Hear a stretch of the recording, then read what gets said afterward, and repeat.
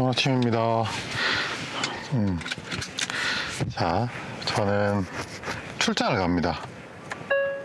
제 목적지는 경기도 부천이고요. 출장을 아이오닉을 타고 이제 출발합니다. 장거리 시승을 한번 해서 보자고요. 지금 100% 충전을 했고 목적지까지는 거리가 잠깐만요. 리셋을 하고 가야 되겠다. 잠시 후 좌회전하세요. 이어서 좌회전하세요. 자, 리셋을 했습니다. 목적지까지는 대략 391km고 주행 가는 거리는 469km입니다.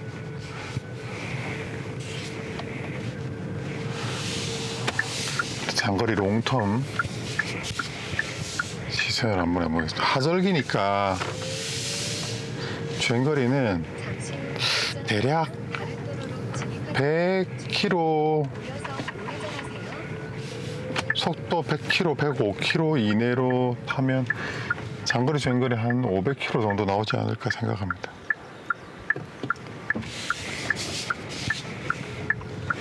일단 한번 가보시죠. 어떻게 나오는지. 잠시 후 우회전하세요. 새 소리가 이렇게 들리지? 아, 실제로 새 소리구나. 저는 어디서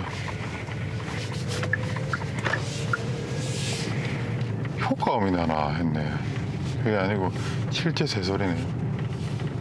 잠시 후 우회전하세요. 다른 도로로 진입하지 않도록 주의하세요. 아, 현대차 이거 마음에 안 드는 게 이 내장 제삽 소리가 있네. 내장 제삽 소리가 이렇게 잠시 후 미세하게 있어요. 이 컵홀더에서 나는구나. 이어서 톨게이트 잠깐 빼놓자. 약 200m 작은 톨게이트입니다. 이어서 제가 오늘 두 번째 시승인데 입구 영업소를 통과하였습니다. 오케이. 왼쪽 방향입니다. 3km 왼쪽 방향입니다. 차는 승차감도 좋고 앞뒤 무게 배분도 좋아서 주행성에 있어서 엄청 만족하거든요. 지금 그런데 이게 전기차가 장거리 주행에 약간 이 불만이 있죠. 아무래도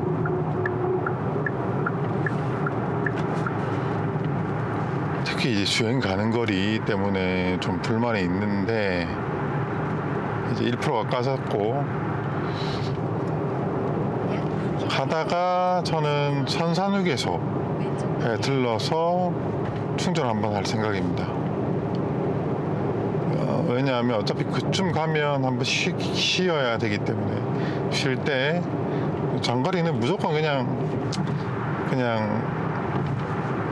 배터리 여유 있는 게 좋거든요. 그래서 그때 쉬고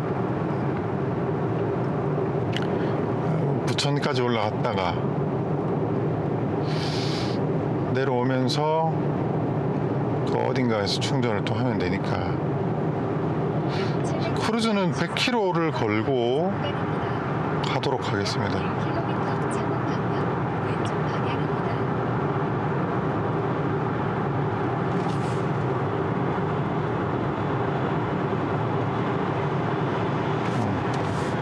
지금 온도는 에어컨 켜고 22도 맞춰뒀고 잠시 후 왼쪽 방향 22.5도로 맞춰놨네요. 약 500m 시속 80km 단속 구간입니다.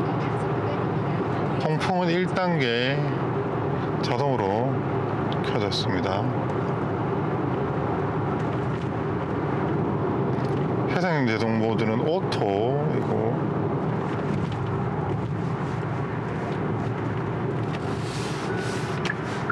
약 300m 시속 60km 고정형 이동식 단속 지점입니다.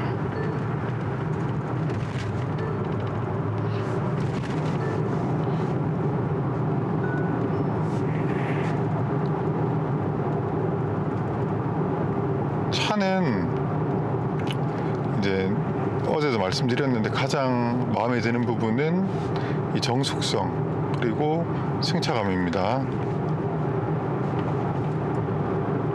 근데 마음에 들지 않는 부분은 제가 아이오닉 5를 팔았던 이유가 내장재 잡소리 때문이었거든.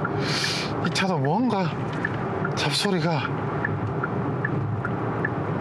지금은 다행히 없는데 없지 않을 것 같은 그런 불안감.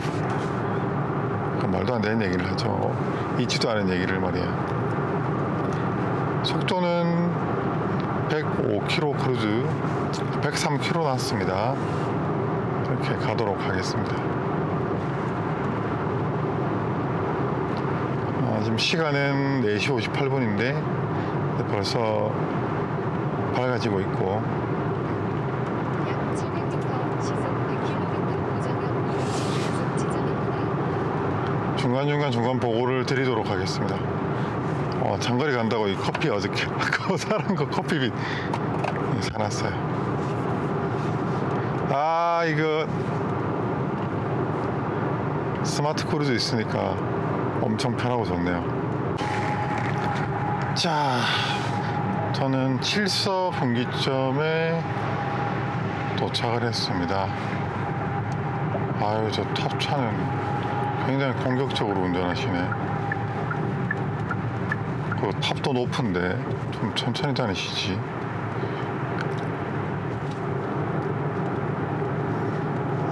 오늘은 날씨가 아침부터 이제 안개가 많이 꼈는데 오늘 날씨가 어제보다 7도가 더 오른다고 하더라고요. 하루에 7도가 오르면 몸이 느낄 때는 그냥 사우나 아닌가. 지금 21도거든요. 그러면 낮 최고는 27도까지 오른다고 했습니다. 그러면 그냥 사실상 한여름이지 뭐 이 정도면. 저 차는 앞에 똥침을 놓고 뭐 쏘고 가겠다는 그 굳은 의지가 이렇게 보이네요. 현재 선비는 6.2, 6.3까지 나오고 있습니다.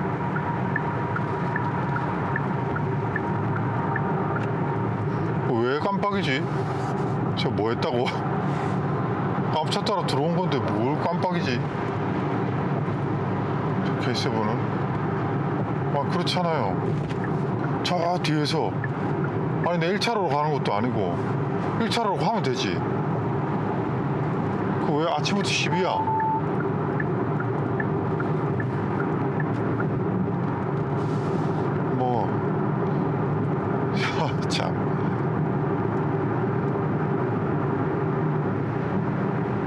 참 세상은 다양한 사람들이 모여 사니까 이해하자고요.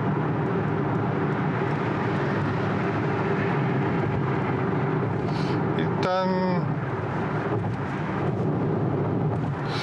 이게 100km 이상으로 달리는 것과 100km 이하로 달리는 게 이 차이가 제법 크거든요. 1차로는 솔직히 말씀드려서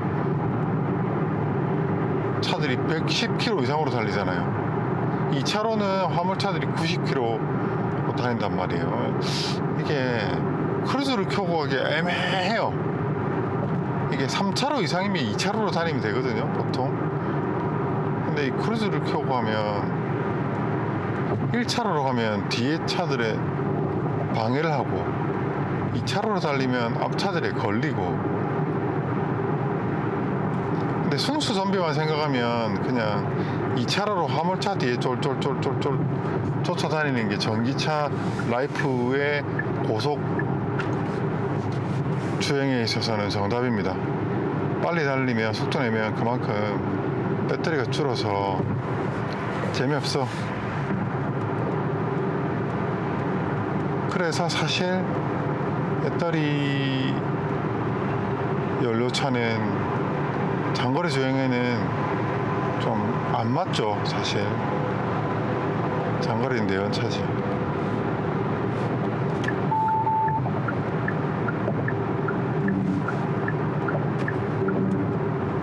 아직은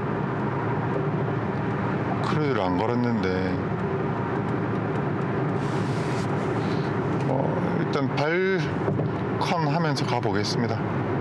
아침 풍경이 아주 평화롭습니다. 그리고 새삼 느끼는 게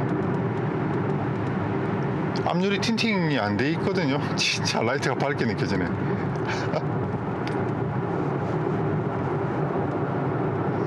틴팅을 안 하니까 이렇게 좋네요.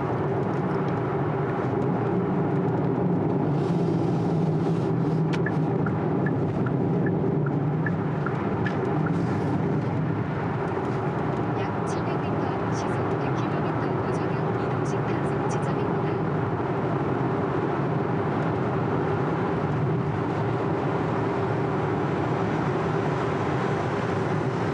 선산휴게소 들렀다가 가자고요.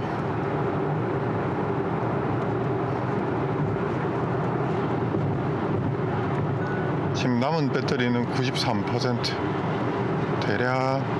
그러니까 지금 40km 주행해 왔는데 배터리의 7%를 썼으니까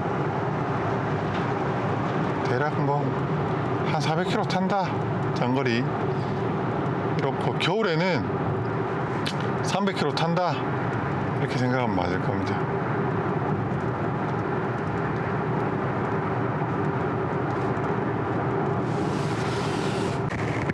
네, 현풍 JC입니다. 지금까지 79.3km, 4km 왔고 전비는 6.3km kW 시당.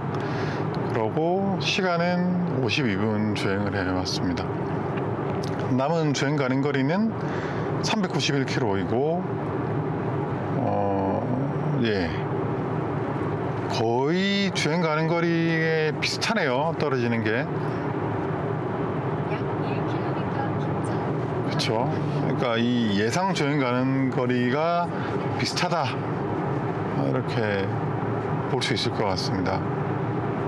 서울까지 하절기 기준으로는 그 논스톱으로 갈 수 있고, 근데 사람이 뭐 논스톱으로 가기가 힘들거든요. 그러니까 충전 한번 하고 휴게소 한번 들러서 뭐 밥 먹으면서 등등등등등 하면서 가면 무리는 없겠습니다.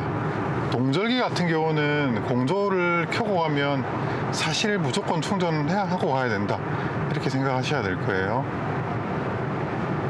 여기 곡선이 감속을 하나? 감속을 안 하네.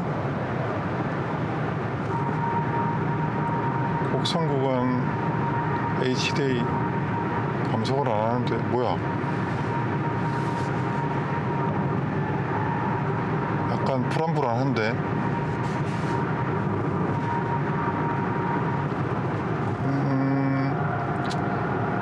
이 정도는 잘 가네요.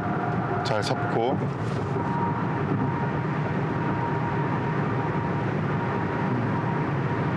오케이. 곡선 운전을 이 정도는 무리 없이 하고 있습니다.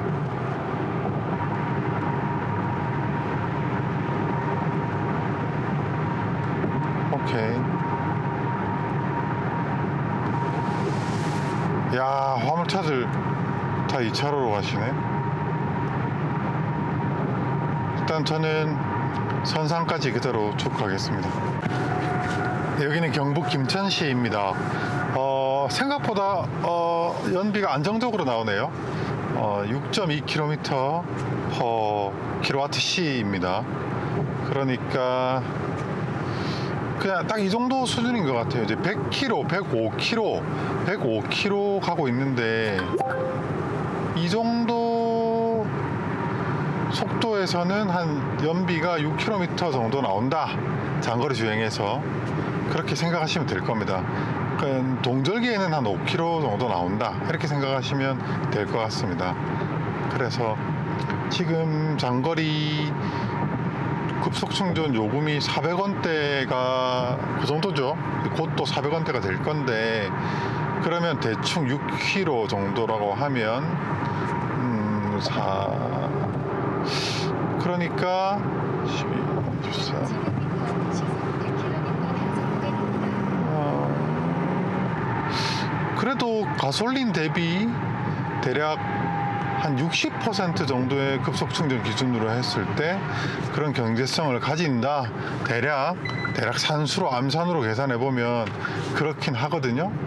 그런 거 보면 확실히 전기차가 예전처럼 엄청나게 저렴하다까지는 아니겠지만 그래도 확실히 이제 가솔린 예를 들어서 평균 연비 18km 정도 나오는 하이브리드 기준으로 봤을 때는 하이브리드보다 또 연비가 더 좋다.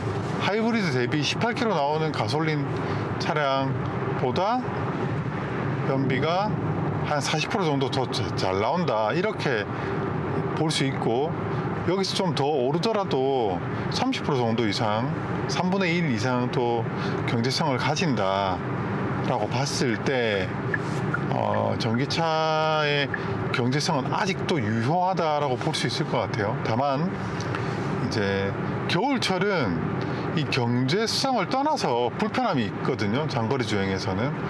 그러니까 아이오닉 6는 확실히 공력 성능이 좋다는 게 느껴져요. 이게 주행거리가 체감이 잘 안 돼요. 그러니까 안정적으로 전비가 나오거든요. 이제 그런 거 보면 확실히 여기 유선형 디자인에서 오는 안정적인 전비 이런 부분은 제가 개발자 인터뷰를 봤었는데 굉장히 공을 많이 들인 부분이더라고요. 그래서 주행을 해보니까 생각보다 신경 많이 썼다 그런 생각도 들고 또 뭐 승차감이나 방음 이런 부분은 확실히 이 차가 갖고 있는 최대의 장점이다 라고 생각이 되기 때문에 글쎄요. 그러니까 적어도 한겨울을 제외한다면 이 롱레인지의 경쟁력은 굉장히 좋은 것 같습니다. 근데 만약에 제가 구매한다면 역시 20인치보다는 18인치로 이륜 모델로 하면 확실히 여기서 연비가 확 더 좋아지거든요. 그런 거 보면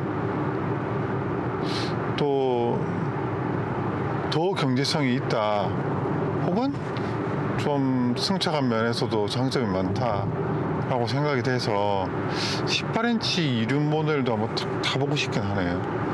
얼마나 차이가 나요? 생각보다 차이가 있더라고요. 아무튼 저는 지금 남은 배터리는 73%가 남았고 목적지까지 한 방에 가는데 중간에 한번 쉬어야죠. 전 선산휴게소에 쉬도록 하겠습니다. 선산휴게소가 이제 곧 나가는데 7km 남았네. 이 차가 들어오니까 좀 땡겨줄게. 7km 남았으니까 다음 선산휴게소에서 쉬고 또 잠깐 충전하고 그렇게 하도록 하겠습니다.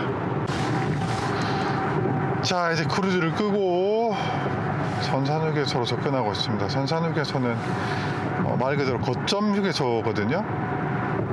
환승휴게소입니다. 그리고 저희 집에서 서울 기준으로 보면 중간까지는 아니고 한 40% 정도에 위치한 그런 휴게소이죠.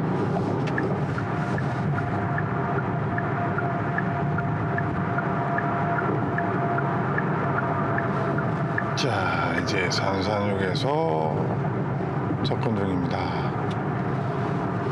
확실히 제가 예전에 탔던 볼트보다 연비는 좀 떨어져요. 볼트는 작으니까 연비가 더 좋았거든요. 일렉링크로 가야지. 저는 일렉링크에서 충전하도록 하겠습니다.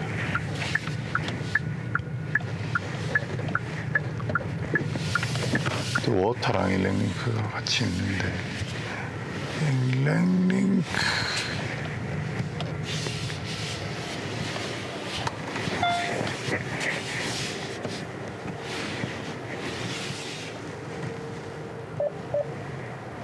오케이.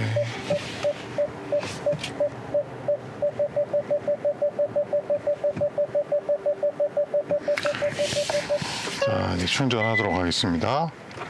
저쪽이구나.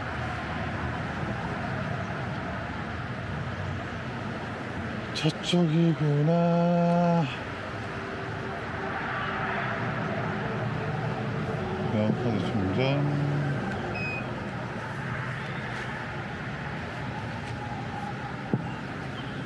알았어. 연결할게.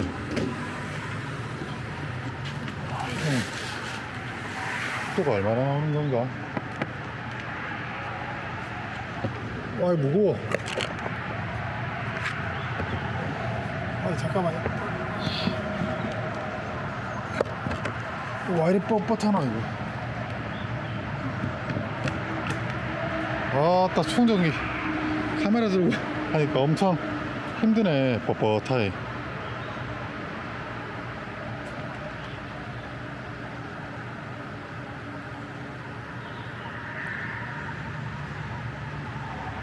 어디 안 가고 여기 지키고 있어. 화장실만 갔다 와야 되겠네.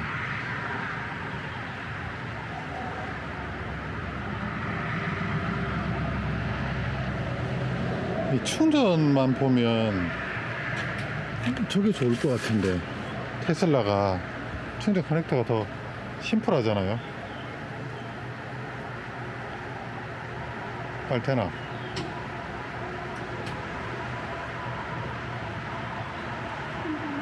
아, 예. 충전 시작됐습니다. 속도는 아직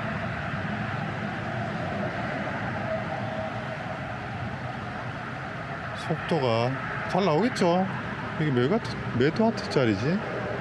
100와트짜리인가? 저 워터가 더 빠르나? 어제 저희 동네 근처 휴게소에 충전기가 많차더라고요. 지금 옆에 아이오닉 5랑 코나가 한 대 더 들어왔어요. 근데 저 코나는 전면으로 들어오니까 좀 불편해 보이시긴 하네.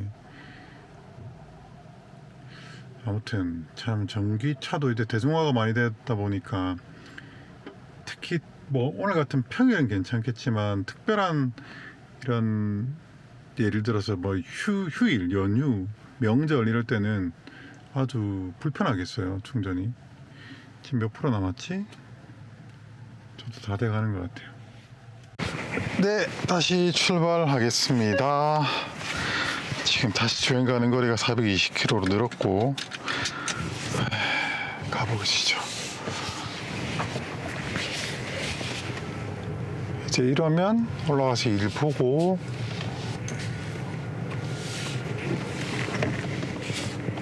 내려올 때 어딘가에서 또 충전 걸면 되니까요. 전비는 6.3km.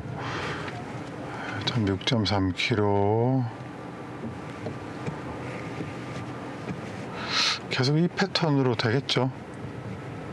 남은 거리는 232km.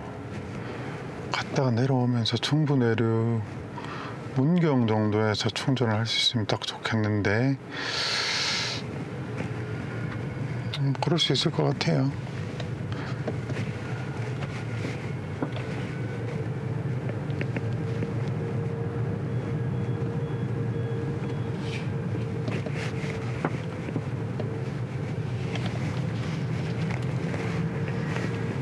근데 확실한 거는 전기차가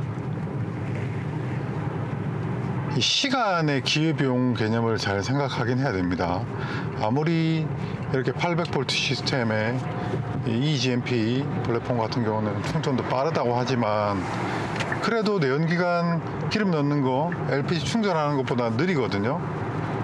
그런 측면을 잘 생각해 볼 필요가 있죠. 그냥 저런 아반떼 하이브리드 같은 거 타는 게 시간의 기회비용을 생각하면 아반떼 가솔린, 아반떼 하이브리드 혹은 아반떼 LPG 이런 차들이 훨씬 더 경제적일 수도 있습니다. 이제 무슨 말씀인지 아시겠죠? 본인의 인건비, 즉 시간의 기회비용이 중요한 사람들은 전기차는 솔직히 말씀드려서 그냥 출퇴근, 근거리 출퇴근용으로 쓰고, 장거리 주행에서는 전기차 말고 내연기관을 이용하는 게 훨씬 합리적일 것입니다.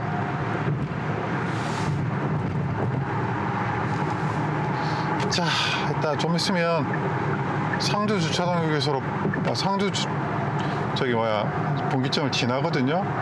그러면 차들이 좀 적어지죠.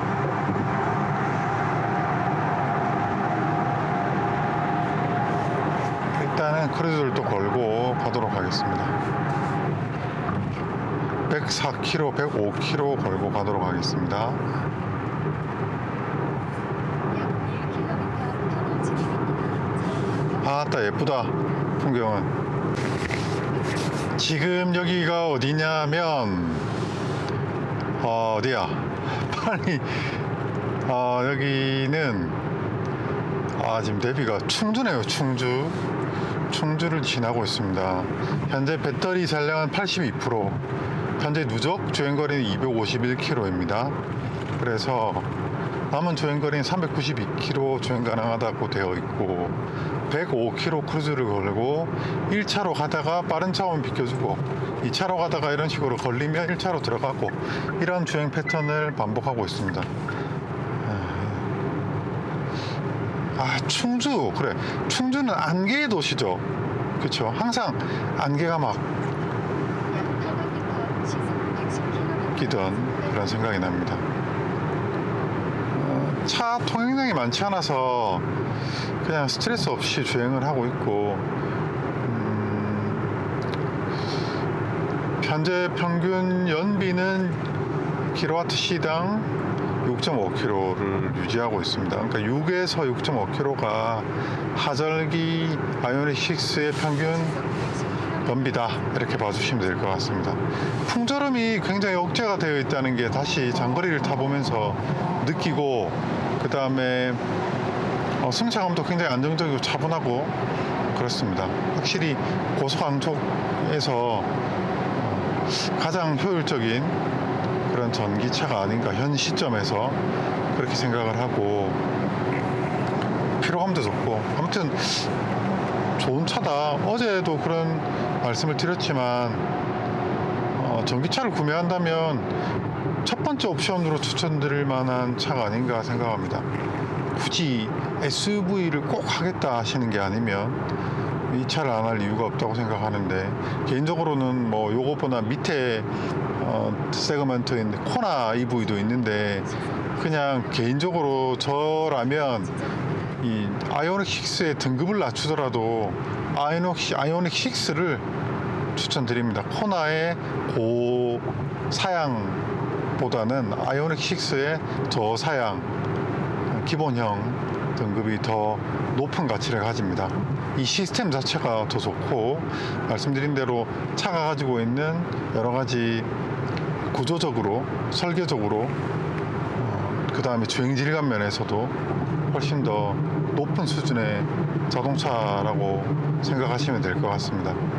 옵션이야 어느 정도 사실 쓰는 옵션은 좀 정해져 있잖아요. 사실 어느 정도는 그런 부분이 있다고 생각합니다. 네, 열심히 많이 달려온 것 같은데 이제 8시네. 아직 9시도 안 됐고 예상 도착 시간은 10시인데 아마 가다가 거기 부천이니까 막히는 구간을 통과해야 될 것 같아서 거기 가면 시간이 조금 더 걸리긴 하겠죠. 자, 남은 거리는 97km, 이제 100km가 안 남았네요. 이제 여기서 인천 방면으로 빠집니다.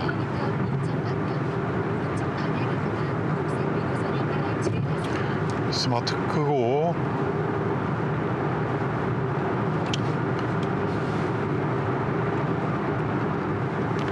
화물차 뒤에 잠깐 따라왔더니 평균 전비가 올랐습니다. 6.5km로 6.6. 또 오를 때는 금방 오르네. 평균 전비가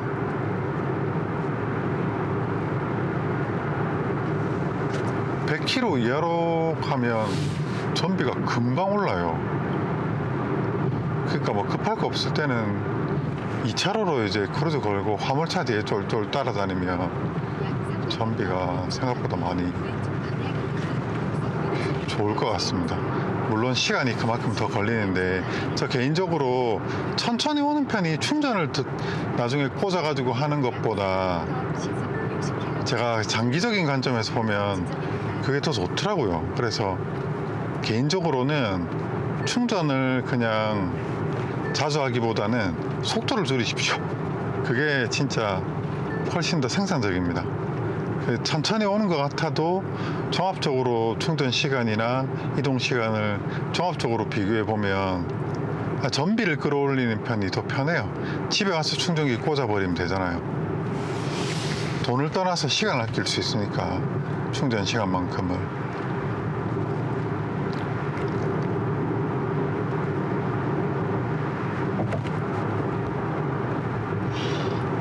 네, 이제 이게 전형적인 장마철 날씨다. 비가 왔다가 그쳤다가 왔다가 그쳤다가 굽굽했다가 이런 거 있지 않습니까?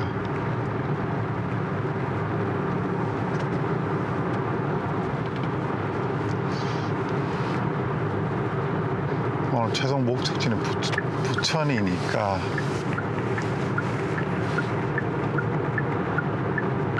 자, 가속을 해서 다시 여기서 크루즈를 켜고 오케이.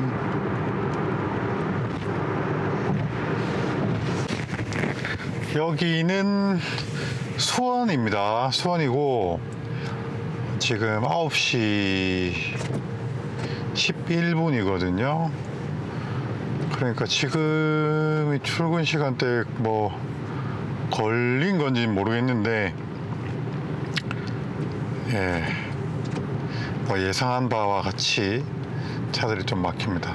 근데 이렇게 차 막힐 때 이 스마트 크루즈가 있으니까 제스파크 수동하고는 좀 다른 차원에서 편안함을 느끼고 있습니다.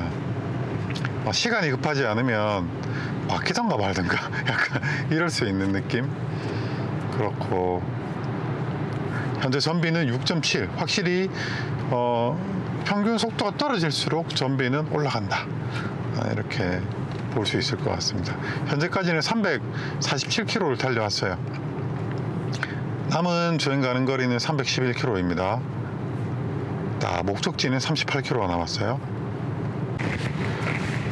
휴, 차가 엄청 많네. 일산 판교 쪽 방향인데 차가 전문용어로 차 더럽게 많네. 예. 전문용어로 차가 더럽게 많네 하는 생각이 듭니다. 그래도 뭐 이 정도면 잘 가는 편이죠.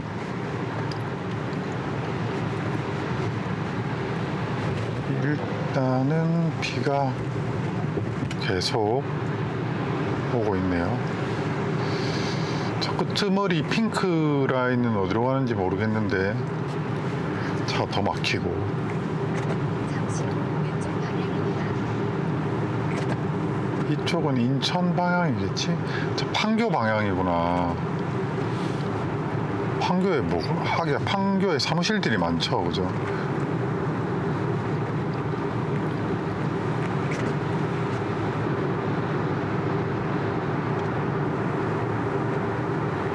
저는 시흥 톨게이트 쪽으로, 이게 김포 가는 방향이죠. 시흥 톨게이트 쪽으로 갑니다.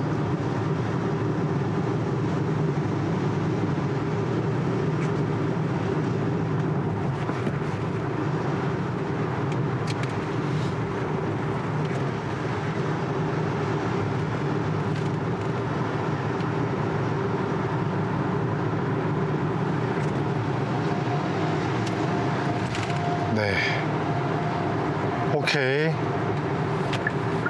이제 본선으로 들어가고 여기서 인천 쪽으로 쭉 가니까 크루즈를 걸고 가든지 뭐 해야 되겠네요. 네, 저는 지금 목적지에 도착했고 지금 384km, 약 385km 오는 동안 6.8km 평균 연비 달성했습니다. 일단 또 일 마치고 와서 복귀하도록 하겠습니다. 네, 이제 집으로 가겠습니다. 지금 주행 가는 거는 266km 뜨고 가다가 저기 해야죠. 저기 뭐야, 문의 청남대 휴게소나 혹은 문경 휴게소 갈 수 있나? 문경 휴게소 가서 문경 가면 되겠네. 문경 휴게소 가서 충전하고 내려가면 딱 맞을 것 같은데. 계산해야지.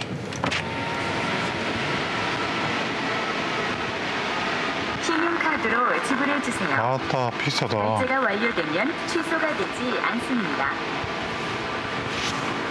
5,500원이나 해요.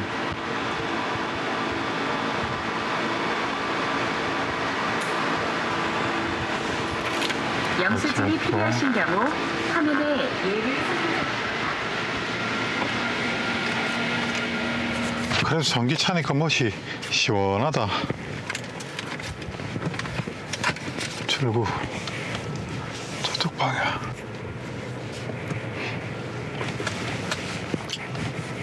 갈 땐 차 안 막히겠지.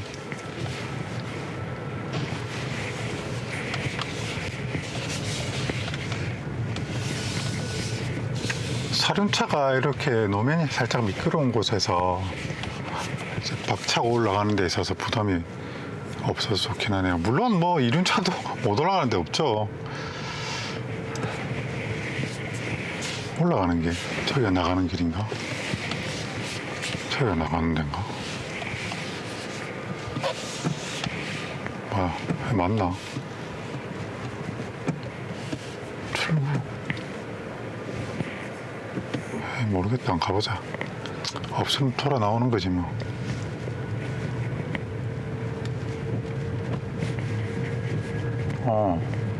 맞네. 출구가. 자, 이제 여기는 경기도 부천에서 시속 30km 가속 신호 위반 단속 구간입니다. 어린이 진입했습니다. 이제 김해로 복귀하겠습니다. 네, 문의 청남대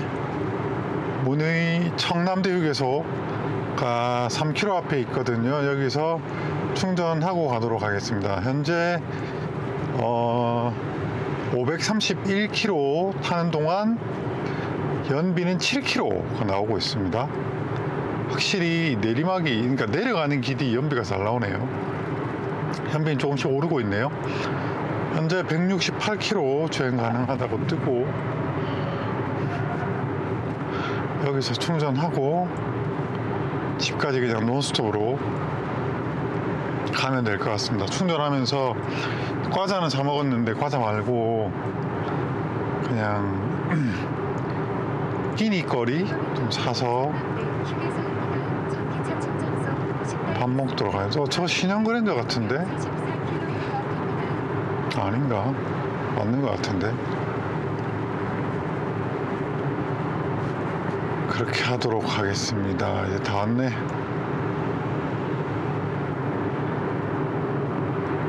그래도 이 스마트 크루즈가 있으니까 확실히 좀 덜 피곤하네요. 어느 정도 몸에 쫙 이렇게 긴장을 쫙 빼고 가도 되니까. 그리고 핸들 흔들어주는 거 엄청 불편한데 정전식 방식은 확실히 1km 앞에 청남대 휴게소입니다. 전기차 충전소 식당이 있습니다. 다음 휴게소는 약 43km. 편해요. 편리성이 좋네. 충전하고 가자.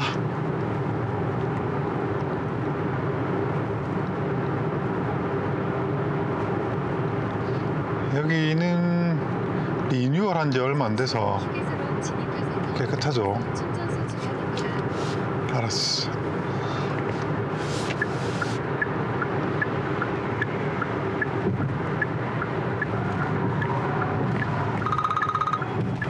편집을 했었는데 이제 자, 뭐야, 할수 있을 소리가 것 이래. 같아요. 자, 충전 80%까지 했고요.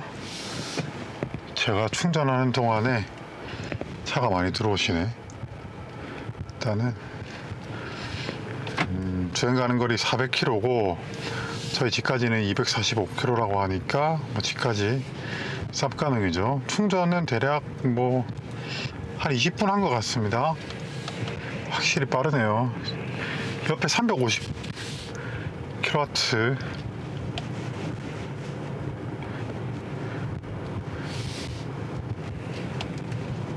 그 충전 슬롯이 있었는데 몰랐어요. 일단은 복귀하도록 하겠습니다. 일단은 자, 다시 열심히 달려가겠습니다. 쭉 가속을 해서 합류해야죠. 자, 집까지 거리는 250km, 245km 남았습니다. 다시 크루즈를 걸고 가도록 하겠습니다. 전비가 현재는 7인데 얼마나 나올지 보겠습니다. 운전은 굉장히 편하게 지금 가고 있습니다. 2차로로 갈지 1차로로 그냥 적당히 속도를 낼지, 제가 운전해서 갈지 크루즈를 걸고 갈지 고민이네요. 다 장단이 있는 거라. 저기 아우디 신형 Q5 같은데 디자인이 예쁘게 생겼네.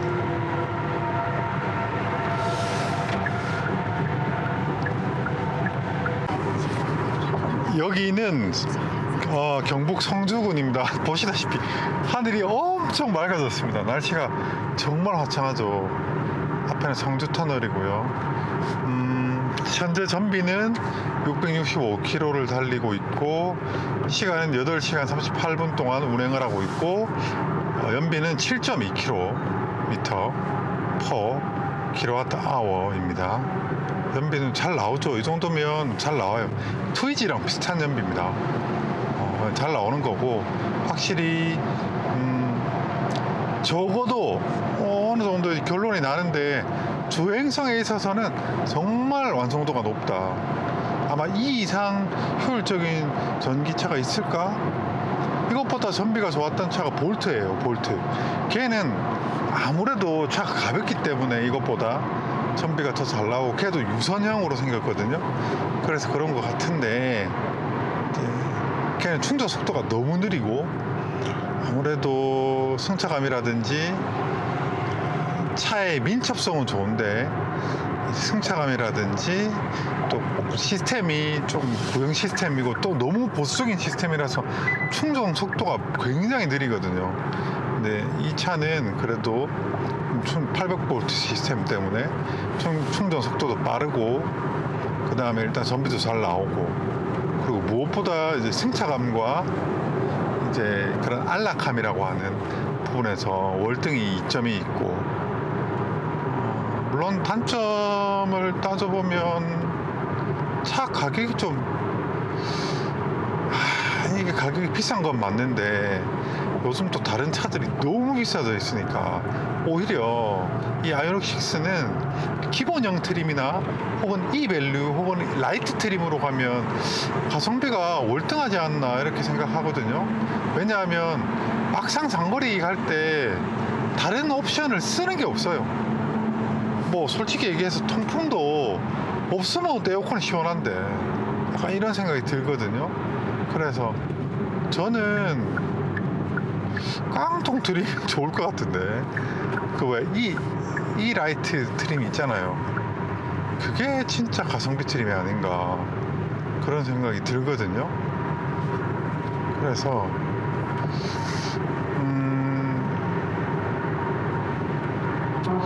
한번 김해 같은 경우는 7월 달에 또 3차 추경 보조금 지원 사업이 예정되어 있는 것 같은데, 그때 한번 롱레인지 기준으로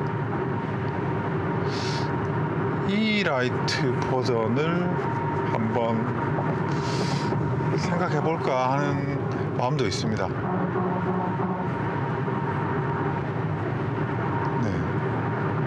어떤 인상적인 주행감이에요. 다만 겨울이 되면 확실히 전비가 떨어질 것 같은데 그건 뭐 그때 생각해 볼 일이고, 약 700m 아무튼 이 크루즈 주행은 너무 편하네요.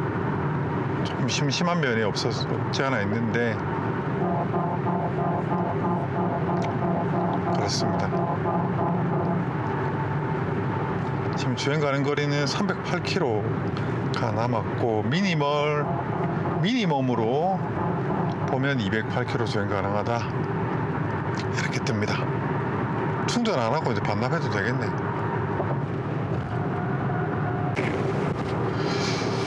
네, 지금 남은 거리는 54km가 남았고 주행 가는 거리는 270km입니다. 그러니까 사실 충분하죠. 그러니까 하절기 기준으로 서울에서 부산 완전 쌉 가능이고 18인치는 뭐 더 말할 나위가 없겠고, 겨울철에도 속도만 조금 낮춘다면 간당간당한 느낌? 뭐 아무튼 그럴 것 같긴 한데 일단 여기 영산휴게소에서 한 10분에서 20분 정도 충전을 하고 갈 생각입니다. 왜냐하면 차를 반납을 해야 되기 때문에 저희 집까지 가고 또 드라이빙 라운지로 다시 반납할 주행거리가 충분한데 어차피 거기서도 누군가는 또 충전을 하셔야 될 거 아니에요. 그래서 그래도 제가 시간 있을 때 충전을 좀 더 해서 반납을 할 생각입니다. 그래서 여기 영산휴게소에서 충전해서 한 20분이라도 충전해서 복귀하도록 하겠습니다. 그 정도 충전해도 충전은 많이 되니까요. 충전소는 저기 중간에 있구나.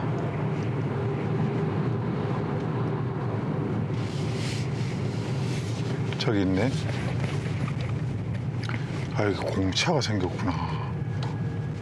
충전 슬롯이 비어있으면 충전하고 가고 안 비어있으면 뭐 그냥 가는 거지 뭐.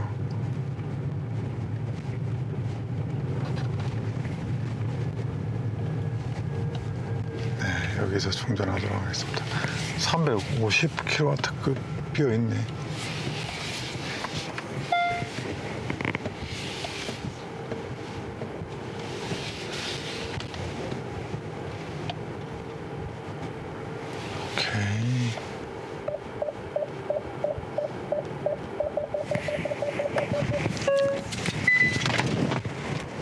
네, 충전 81%까지 했고 잠깐 화장실 다녀오고 과자나 양파링 하나 사서 충전되는 거 잠깐 구경하고 갑니다. 충전 빠르긴 하네요.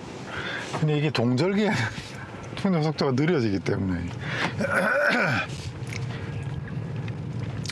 그 동절기는 전기차 장거리는 재미없다.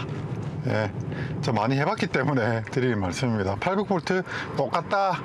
예, 하절기도 오늘 충전으로 잡아먹은 시간이 대략 1시간 된다.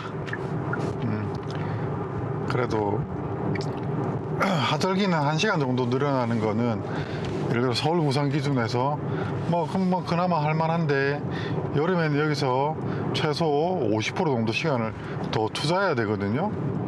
충전 속도가 겨울에는 떨어지기 때문에. 그래서 재미없다. 장거리 당일치기는 재미없다. 당일치기 아닌 경우는 크게 상관없어요. 겨울이라도.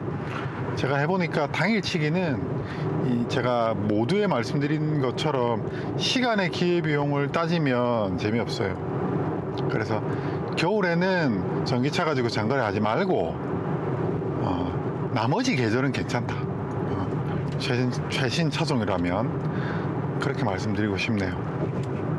일단 카메라 끄고 제가 내일 또 반납하면서 카메라를 켜도록 하겠습니다. 원이 결제되었습니다. 네. 총 사용 금액은 37,600원입니다. 네, 알겠습니다. 저는 이제 저희 동네 장유 톨게이트로 들어왔고요. 오늘 총 주행거리는 775km입니다. 775km이고 10시간 운전했네. 그리고 평균 전비는 7.3km입니다. 아, 피곤하다. 피로감은 뭐 스파크로 다니나 이거로 다니나 비슷한 것 같아요. 근데 얘가 아무래도 차가 좀 더 크고 좀 질량이 더 나가는 차다 보니까 진동 측면에서의 몸의 데미지는 좀 덜 쌓이는 건 확실하고, 그 다음에 그 외에 나머지는 뭐 비슷한 것 같습니다. 지금 밖에 기온이 31도네. 일단 내일 뵙도록 하겠습니다. 딱히 안 놀았다. 안전벨트 매시오. 네, 알겠습니다. 좋아서 하는 카페?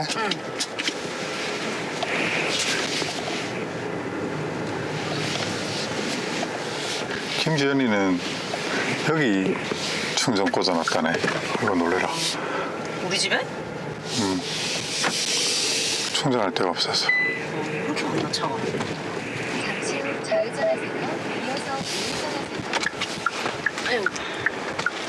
충전도 부지런.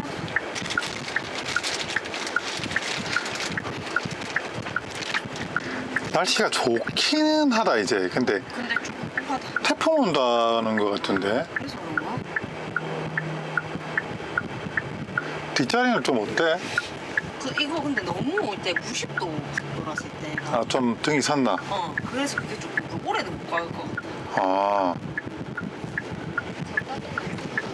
뭔지 알지? 그 차는 좀 약간 이렇게 기울었대라 이게. 뒷자리 편한 거는 렉사스가 SUV 그게 제일 좋았는데. 그러니까 이게 약간 각도가 조금 있어야 되는데 90도라서 근데 이거 103, 120도? 110, 190도, 100도 정도 되겠네. 좀 그런 느낌이다. 100도는 조금 불편해. 이게 안 눕혀지나? 안 높여지지. SUV가 아니니까. 100도도 아니고 95도 되겠다. 수영찬이. 자리가 불편하다. 뒷자리가. 이게 그러니까 이런 시트는 넓고 괜찮은데 밑에 자리는 엉덩이 부분은 근데 이게 불편하다. 너무 고든 자세로 앉아있어야 되는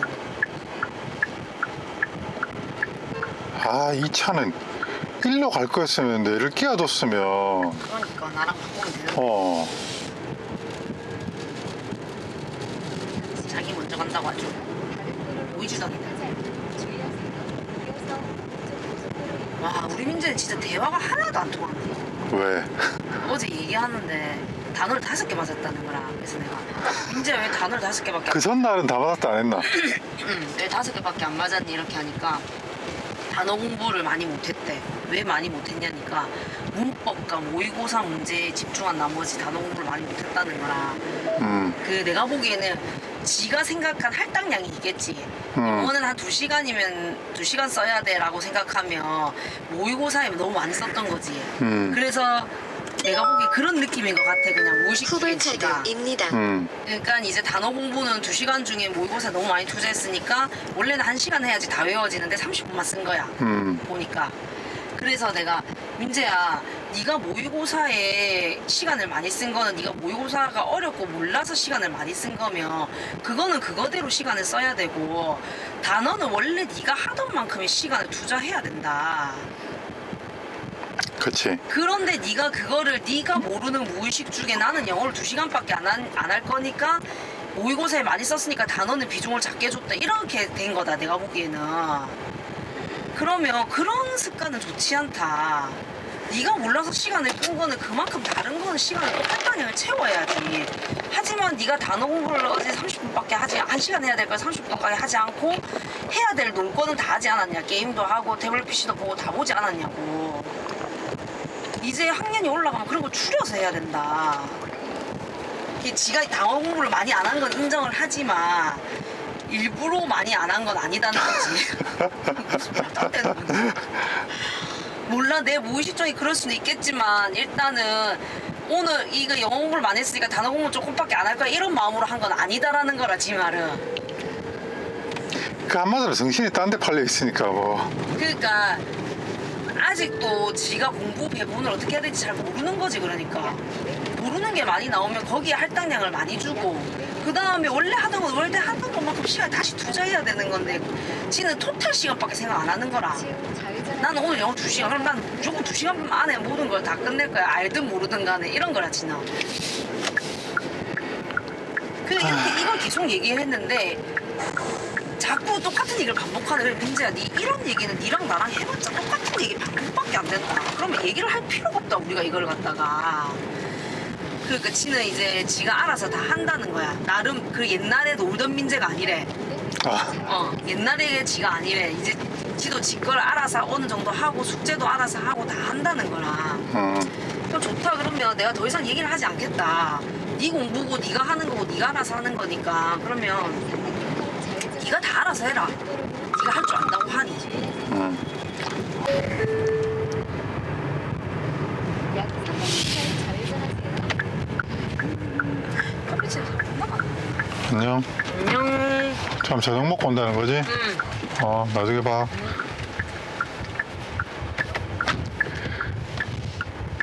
네, 저는 방금 와이프 내려줬고요. 여기는 제가 좋아하는 유라 카페 거리에 위치한 좋아서 하는 카페 근처입니다. 날씨가 굉장히 더워요. 지금 바깥 날씨가 28도입니다. 와이프가 평하기는 2열이 편하지 않다고 합니다. 뭐 그렇다면 그런 거죠. 저의 의견이 아니고 와이프 의견입니다. 저희 와이프가 막 뒷자리 뭐 각도 이런 거를 막 그렇게 민감하거나 예민하게 따지는 사람은 아닌데 그러네요. 전 괜찮던데. 뭐 이건 사람마다 다 취향이 다 다르니까 그럴 수 있죠. 아무튼 오늘 이제 지금 시승차 이제 반납하러 가는 길이고 반납하면 또 버스 타고 와야죠. 친구한테 밥 한 끼 사야 되는데 전화해봐야 되겠다. 친구한테 전화해봐야 되겠다. 그러고 네 점심은 어쩔래? 너 뭐 안 바쁘면 점심 한 끼 할까? 내가 맛있는 게 사줄까? 어디 갔다가 어디 올 거지? 지하철 타고. 지하철 타고 뭐. 그래. 그러면 일단 내가 전화할게. 반납하고 전화할게. 반납 끝나면 전화해.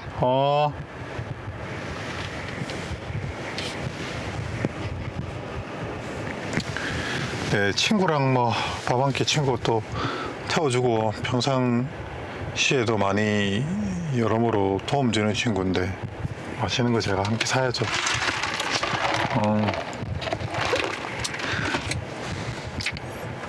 장점을 좀 얘기해 보면 차의 방음이 좋고 승차감이 아주 좋은 편입니다. 뭐 매우 뭐 완전 그 프레스티지 플래그십 세단처럼 이제 구름 위를 걷는 그런 건 아니지만 이 스트럿 타입의 멀티링크 방식의 이런 기존 대중적인 차량의 이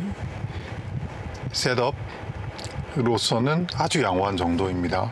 그 다음에 제가 전기형 버전을 아이오닉 6를 못 타봐서 직접 비교를 못 하겠는데 후기형이 조금 더 부드러워졌다고 하더라고요. 그래서 뭐 제가 봐도 딱딱하진 않습니다, 차가. 그리고 장점은 운동성이 좋아요. 특히 사륜의 가치가 유효한가라고 물어보면 저도 예산이 허락한다면 사륜 모델로 할 것 같아요.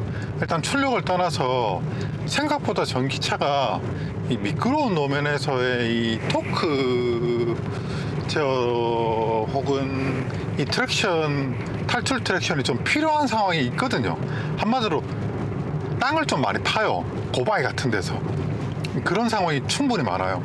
그런데 사륜 모델이면 훨씬 그 박차고 나가는 여건이 좋아지기 때문에 사륜이 약간의 떨어지는 연비를 감안하더라도 괜찮을 것 같아요. 대신 사륜을 한다면 20인치 말고 그 18인치 모델로 사륜을 하면 어느 정도 떨어지는 연비를 방어할 수 있으니까 승차감 쪽으로도 괜찮고, 그래서 18인치는 무조건 18인치를 추천드리고, 디자인적으로도 20인치나 좋은 것 같아. 하면 뭐 그럼 해야죠. 그건 뭐 개인 자기 주관적인 선택이니까. 그리고 무게 배분에서 오는, 또 낮은 무게 중심에서 오는 그 운동성, 그 다음에 고속 안정성도 생각보다 괜찮아요. 차가 고속 안정성도 한 150 전후 구간까지도 괜찮고, 그 이상 속도를 많이 내보진 않았지만 딱 한번 해봤을 때 괜찮았어요.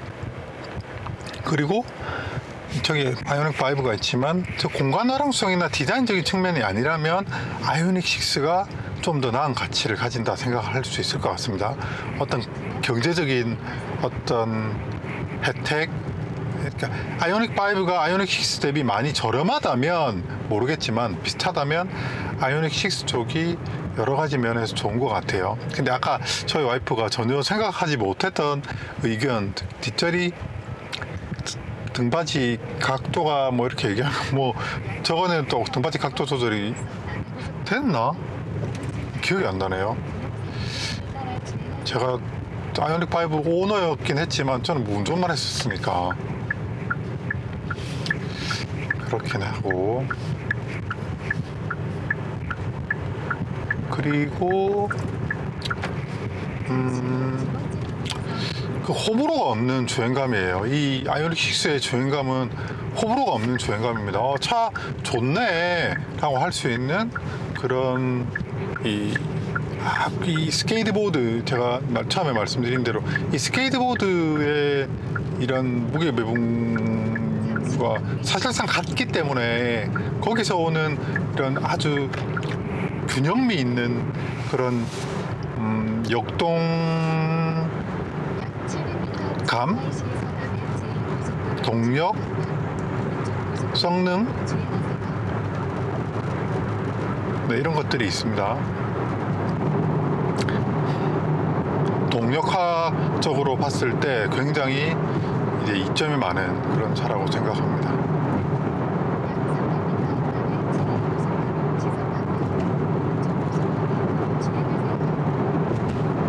그리고 일상에서는 뭐 더 할 나위 없고, 파란 쪽으로 가라고? 그래서 남녀노소 이 디자인적인 코드가 뭐 나쁘지 않다면, 개인적으로는 이제 승용차 하나 산다 그러면, 전기차에 관심이 없는 분이라면 모르겠지만 입구 영업소 전기차에 관심이 있는 분이라면 이 차를 놔두고 굳이 다른 차를 사야 될 이유가 있나? 뭐 이런 옵션 이런 거를 제껴놓고 말이죠. 제가 한 800km 정도를 타보고 말씀드리는 건데, 차는 좋아요. 정말 좋아요. 특히나 이런 회전 성능이나 이 동력 성능이 생각보다 엄청 좋아서 이 주행감을 중시하는 분들, 예를 들어서 독일 차를 탔다 혹은 타고 있다, 그런데 세컨카나 혹은 일상에서의 뭐 편하게 탈 수 있는 전기차를 혹은 하나 구매한다, 그럼 저는 아이오닉 6 적극적으로 추천드립니다. 당연히 차를 처음 사는데 좀 차를 오래 두루두루 여러 가지 어디 하나 모난 데가 없는 차를 찾는다, 그럼 저 아이오닉 6 추천드립니다. 그리고 요 디지털 사이드 미러는 자꾸 쓰다 보니까 좋아요. 네, 좋습니다. 인정합니다. 이게 돈이 없어서 못하지, 돈 있으면 추천드립니다. 괜찮더라고요. 이 거리감도 이제 저 다 익숙해져 가지고 뭐 별 차이를 모르겠어요. 거리감도 이제 괜찮아요. 잘 느껴져요. 그리고 옵션은 저는 한다면 깡통 이라이트 트림 하거나, 아니면 그냥 프레스티지 기본도 괜찮다 하는 생각이 들긴 합니다. 이게 왜냐하면 딱 이유가 하나예요. 옵션은 다른 건 없어도 돼요. 근데 2열 열선은 있어야 되거든요. 왜냐하면 전기차가 겨울에 좀 춥기 때문에 2열 열선, 특히나 가족들이 타면 오 추워 아빠 왜 뒷자리는 열선 없어, 이런 얘기를 많이 하기 때문에, 그쵸? 그런 거 보면 2열 열선을 그냥 밖에 나와서 싸제로 시공 그냥 하던가, 그냥 깡통 사서, 요즘 현대 순정 옵션은 다 시공이 웬만한 건 되니까 싸제로 하던가, 그게 아니면 저는 깡통을 사던가 아니면 그냥 프레스티지 기본을 살 것 같기도 해요. 근데 만약에 프레스티지로 간다면 저는 그냥 프레스티지 기본에 사륜을 넣을 것 같습니다. 이렇게 하는 게 장기적인 보유 관점에서 뭐 그 돈 가격 차이가 뭐 500, 한 7, 800만 원 벌어질 것 같은데, 예를 들어서 뭐 한 돈 1000만 원 더 써야 된다. 근데 돈 1000만 원의 가치는 있다고 생각해요. 없지 않습니다.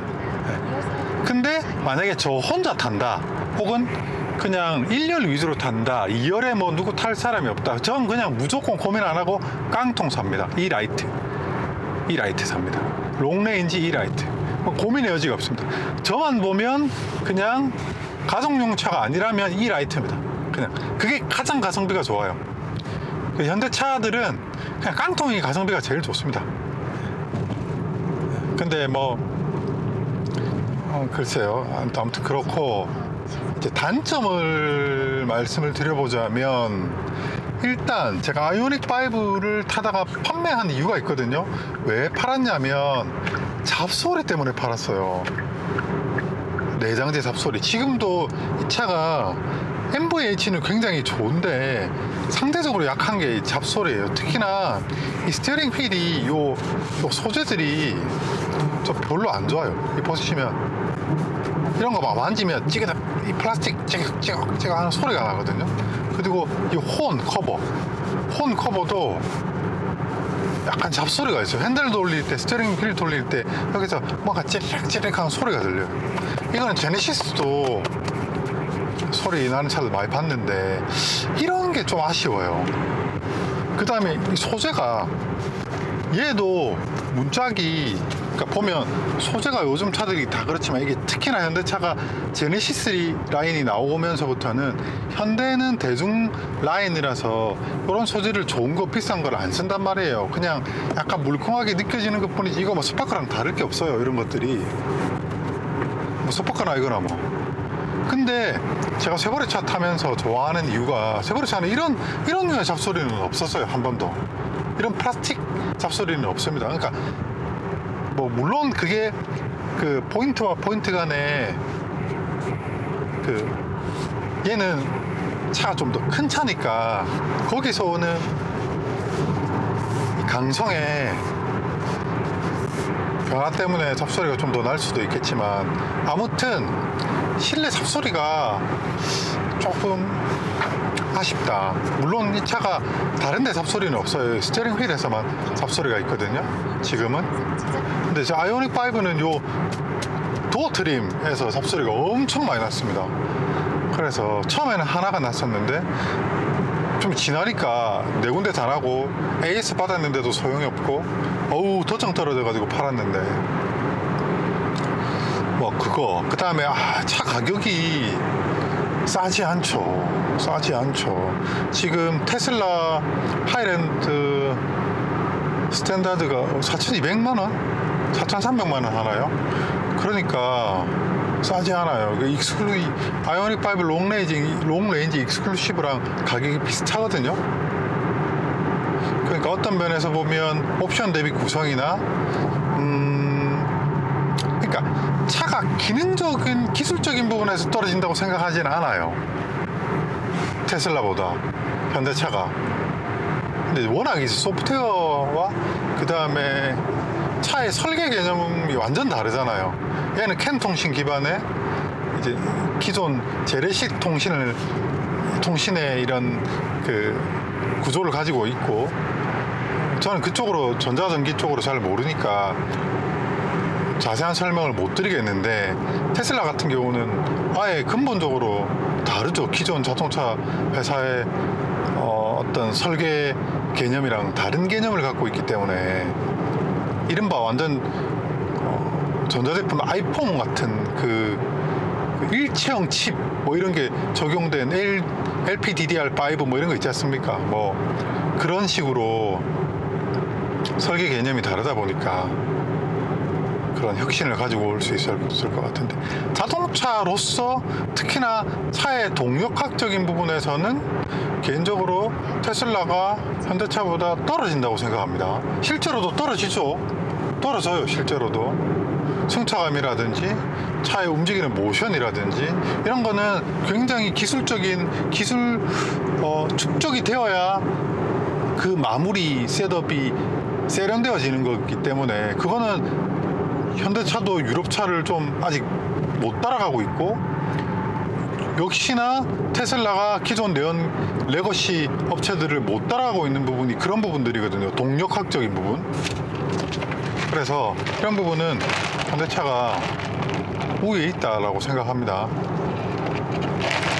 그래서 아이오닉 6를 정리해보면 굉장히 좋은 차다 라고 마침표 딱 찍을 수 있을 것 같고, 다만 이 트림 구성을 어떻게 하는가, 즉 옵션 구성을 어떻게 하는가에 따라서 좀 생각할 게 좀 여지가 많다? 사륜을 할 것이냐, 이륜을 할 것이냐. 그러니까 남부 지방에 사는 분들은 굳이 사륜이 필요 없을 것 같긴 하고, 일상주행 목적이라면 사륜이 필요 없다고 보고, 근데 중부 지역이나 혹은 고바이 저런 지방국도 많이 타거나 비 오는 날 운행을 많이 하거나 겨울철 주행이 많거나 이러면 사륜을 저는 꼭 추천드립니다. 내연기관 사륜은 전 그다지 추천드리지 않는데 기계의 복잡성이 증가하잖아요. 근데 상대적으로 전기차는 복잡성이 증가하긴 하지만 내연기관만큼은 아니기 때문에 사륜이 나쁘지 않은 것 같고, 또 이런 무게 배분 측면에서도 사륜이 안정적인 것 같아요. 그래서 경제적인 여유가 된다면 사륜 전 추천드립니다. 그리고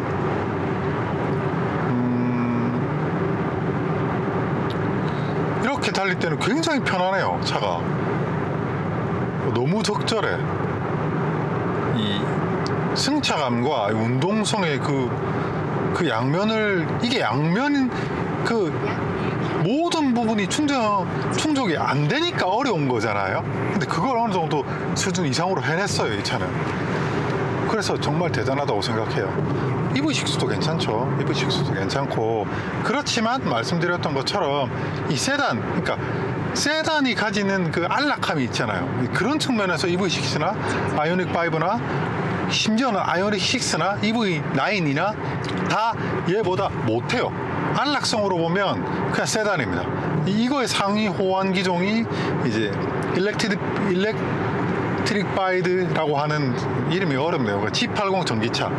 그게 이 차의 상위 호환이겠죠. 다만 그 차는 이 차보다 많이 무거워지기 때문에 너무 무겁지 않나 하는 생각이 좀 들기도 하고 그래요. 그래서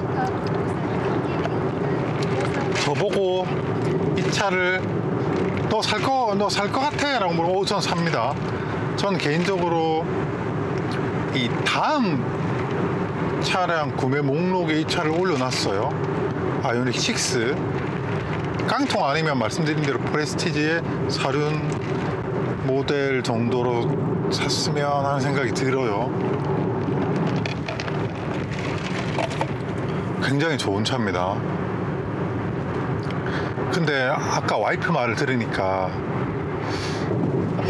생각이 많아지네. 그렇죠. 그러면 이제 그런 공간에 대한 경험이 중요하다. 그러면 뭐 저런 그랜저나 그런 거로 가야 되겠죠. 좀 가성비가 중요하다 하면 소나타를 보는 거고, 혼자 타고 다니는 경우가 많다 그러면 이제 아반떼. 그렇죠. 근데 확실히 그럼에도 불구하고 현대차가 이제 옵션 대비 가성비는 좋은 것 같아요. 수입차하고 비교해 보면. 근데 워낙 요즘에는 현대차 특히나 요즘 그랜저 같은 경우도 굉장히 가격이 많이 올라가지고 1,900원입니다. 그렇긴 한데 그 옵션 욕심을 조금 낮추면 나름대로 합리적인 가격으로 차량을 구성할 수 있다는 것은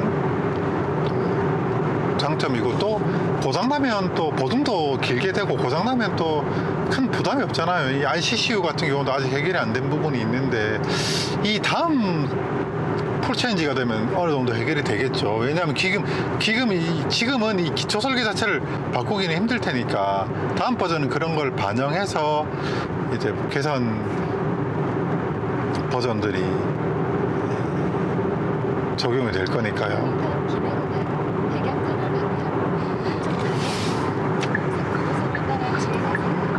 핸들 잡으세요. 알았어.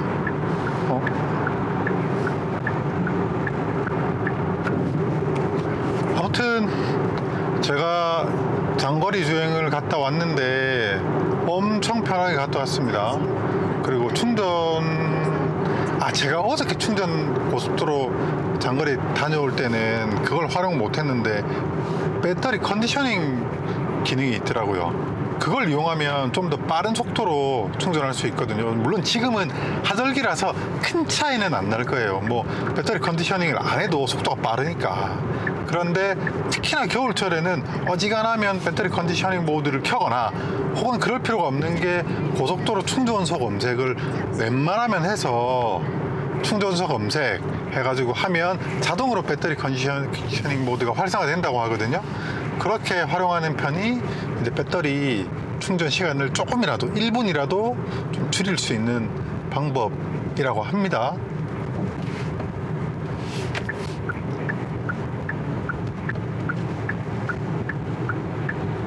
그리고 이제 이런 그 진입 구간에서의 전기차는 가속이 용을 좀 덜 써도 되니까 확실히 편하죠. 이런 부분은 이 전기차가 갖고 있는 장점이라고 생각해요. 쭉 가속을 완전히 이제 고속까지 도약하는 거는 고속감 힘이 많이 빠지거든요, 모터가.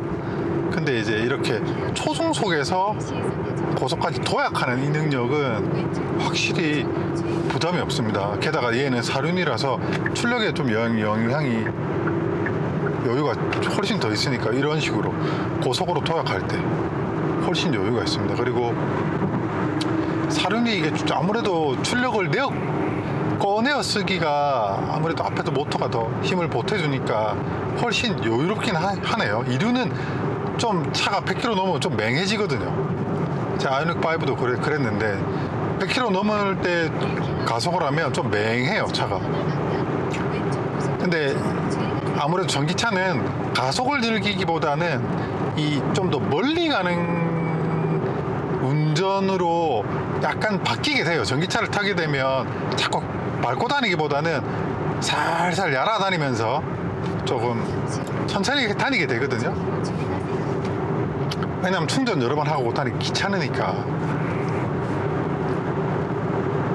그런데 뭐 그건 뭐 장거리 갈 때 얘기고, 이렇게 출퇴근을 한다거나 멀리 가지 않을 때는 배터리 많다면 출력을 막 꺼내 쓰고 다니면 되죠. 뭐 과속을 하라는 뜻은 아니고. 이럴 때 너무 차가 기분이 좋습니다. 안정적이고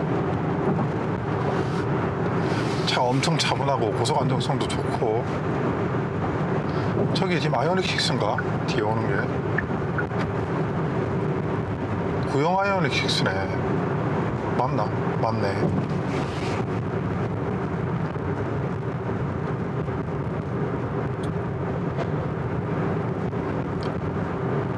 지금 현재 평균 연비는 7.2km입니다. 나쁘지 않죠?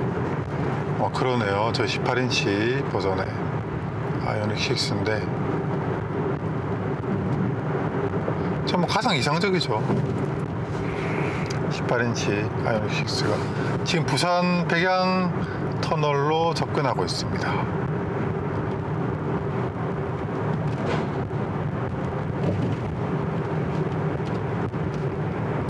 크루즈를 걸고 가야 되겠다. 약 500m 수정 크루즈 있으니까 편하긴 해요. 아, 딱 점심시간 걸리겠네. 점심시간 직전에 도착하겠다. 아무튼 이 자리를 빌어서 저한테 이런 2박 3일의 시승 기회를 주신 현대자동차에 감사의 말씀을 전하고 싶습니다. 또 기회가 되면 다른 모델도 또 2박 3일 타보고 싶어요. 그리고 저는 약 6월 아마 중순부터 4km 진입하세요. 현대자동차 약 400m 출근할 겁니다. 원래 6월부터 출근하려고 했는데 집에 좀 일이 생겨가지고 좀 그렇게 됐습니다. 그 뭐 그런 일상에 대한 그런 영상 브이로그도 계속 만들어서 업로드 하도록 하겠습니다.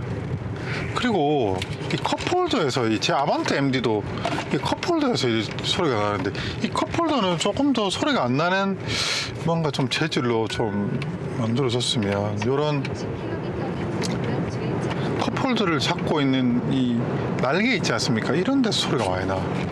이 부분을 좀 보완해 줬으면 좋겠어요. 이런 우리 한국 사람들이 이제 이런 커피 많이 먹잖아요. 이런 보틀이라고 해야 될까? 플라스틱 일회용 커피 컵들을 꽂게 되는데 이 부분은 다음 차 개발할 때 좀 더 적극적으로 반영해 주셨으면 감사하겠다는 생각입니다.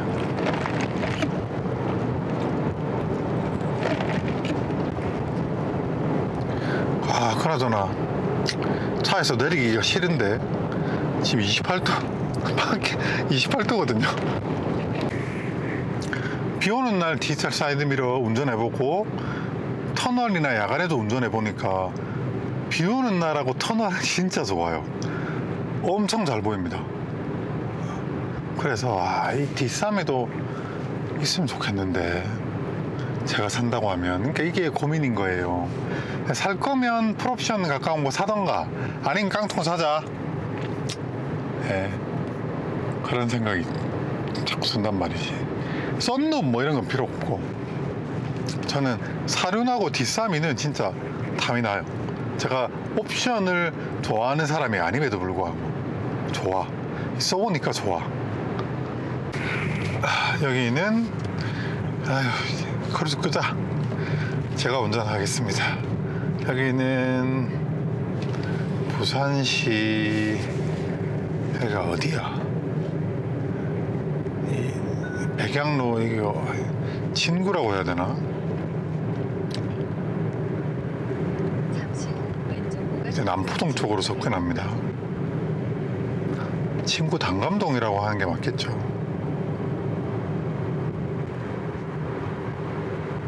약 2km 수정터널 단계입니다. 하이패스 까먹지 말고 꼭 빼야 되겠다. 와, 날씨가 이제 더워서 그렇지 정말 맑고 좋네요.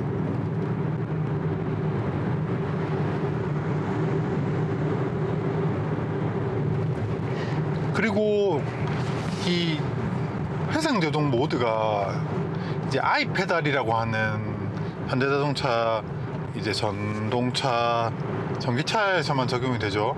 아이페달 모드는 회생의 제동을 좀 스마트하게 도와주는 기능이에요. 1단계, 2단계, 3단계로 회생 제동의 감도를 조정하는 거고 정차까지도 가능합니다. 페달을 악셀을 조정하는 거예요. 악셀을 조정해주는 거고 그 오른쪽 회생 제동 오토 모드는 제동 보조 장치입니다. 이게 보니까 회생 제동이라기보다는 그냥 약 500m 시속 차가 앞에 서 있잖아요. 그럼 지가 알아서 서요. 그러니까 시내 구간에서 시내 구간에서 차가 가다 서다 할 때 그럴 때는 회생 제동 오토 모드를 쓰는 게 훨씬 편합니다. 앞에 조금 가다가 서고 왜냐하면 그때는 브레이크를 안 써도 돼요. 아이페달 모드는 브레이크를 써야 되고 회생 제동 오토 모드는 브레이크를 안 써도 가다 서다 하는 정체 구간에서 제동을 보조해 줍니다. 그런 개념으로 이해하면 쉬워요. 그러니까 회생제동 오토모드는 자동으로 브레이크를 잡아준다. 되었습니다. 이런 개념이 맞고, 2,900 원입니다. 아이페달 모드는 악셀을 놓으면 회생제동이 걸린다. 그 단계를 좀 스마트하게 도와준다. 이거 빼자. 와, 엄청 뜨겁네. 왜 이렇게 뜨겁?